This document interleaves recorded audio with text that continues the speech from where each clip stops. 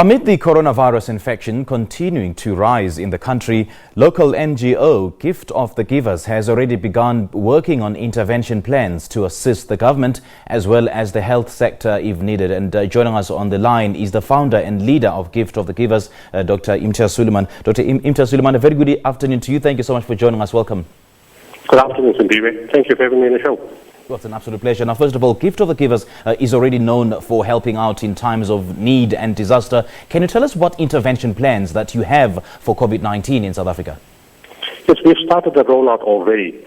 After the President's feedback to the nation last week, Sunday, there has been heightened awareness among medical professionals in all the medical facilities, clinics in South Africa. And the biggest anxiety of the medical professionals is the absence of protective clothing.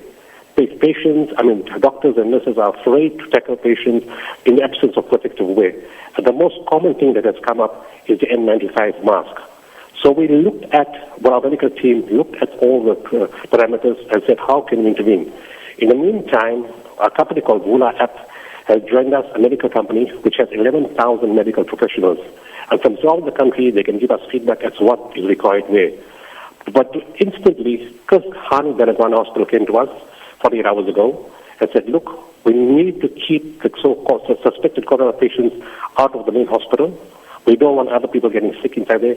We need tents. Right now, we're installing 6 tents in Chris Han Benagwan. Helen Joseph made a similar request, and Rima Musa made a similar request.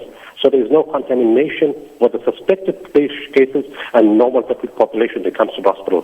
So tomorrow, those 2 hospitals will also be getting tents in that place. Then in terms of the mask, we've got 10,000 masks that arrived in stock yesterday. We've got disinfectants for the hospitals and clinics also yesterday. We've got thousands of sterile gloves that needs to go out to the various hospitals, but primarily the high target sites right now. There's no point sending something to Northern Cape and Northwest, to Limpopo and Eastern Cape, where there was only one case in those 2 provinces and no cases in other provinces. So we are targeting high areas of the virus. And then on Friday, we're getting 100,000 of the same masks. In addition to that, we got what is called the hazmat suit, a very special protective wear for the doctors.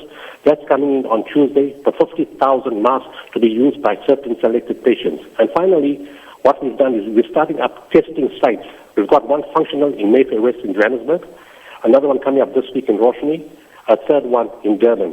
And the aim of this testing site is to reduce the cost of the testing, but only to those patients that fit in the NICD criteria. It's not to test the whole country. There's special guidelines, which I'm not going to discuss now, for the patients. Take us through the details of how do we get to these testing centers? What are the requirements for me to go test?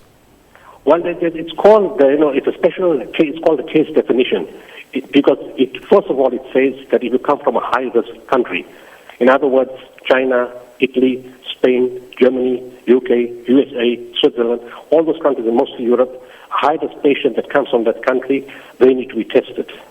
If you've come into contact with somebody who's positive, somebody who's known to be positive, you need to be tested. But I need to include one more criteria here.